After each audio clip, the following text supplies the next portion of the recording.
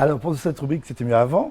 On va parler du fonds de sauvegarde du patrimoine du sport moto en France que la fédération vient de créer. Et on accueille pour cela Jacques Bussillet, journaliste, auteur, qui fait partie de ce fonds, tout comme Jean-Claude Jacques. Bonjour Jacques. Bonjour. Explique-nous un petit peu quel est l'objectif et comment fonctionne ce fonds, s'il te plaît.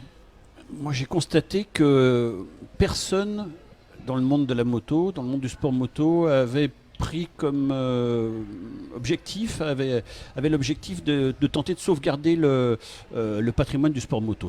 Il y a des initiatives multiples, diverses, mais personne n'avait pris en charge, n'avait souhaité fédérer en fait ces multiples actions. Et en fait, je me suis dit que peut-être que la fédération pourrait s'en occuper, pourrait prendre ça en charge et pourrait donc réunir tous ces acteurs, toutes ces personnes, toutes ces associations, ces structures qui essayent chacune de leur côté de sauvegarder la mémoire du sport motocycliste. Voilà, donc c'est pour ça qu'on a mis en place ce fonds et puis on essaye donc de développer celui-ci et de permettre de conserver cette mémoire vivante, cette mémoire numérique, cette mémoire à travers des films, des vidéos, des livres.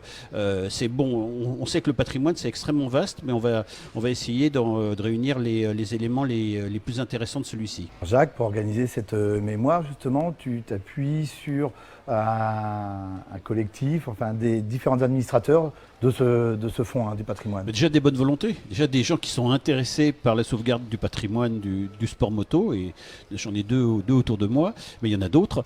Et puis bon. Tu peux me dire qui Éric De Seine, par exemple. Éric De Seine est patron de Yamaha. Voilà, le patron de Yamaha Europe, qui fait partie de ces personnes qui souhaitent préserver l'histoire et le patrimoine du sport moto. La FFM était déjà partenaire de Bike 70, Jean-Claude.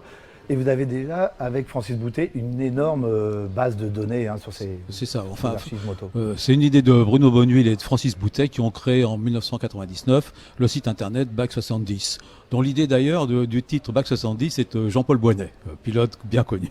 D'accord. Voilà, donc, et puis j'ai rencontré Francis Boutet en 2006 exactement. Je l'ai rejoint parce que j'ai eu la chance de faire pas mal de documents filmés en Super 8, format un peu de l'époque.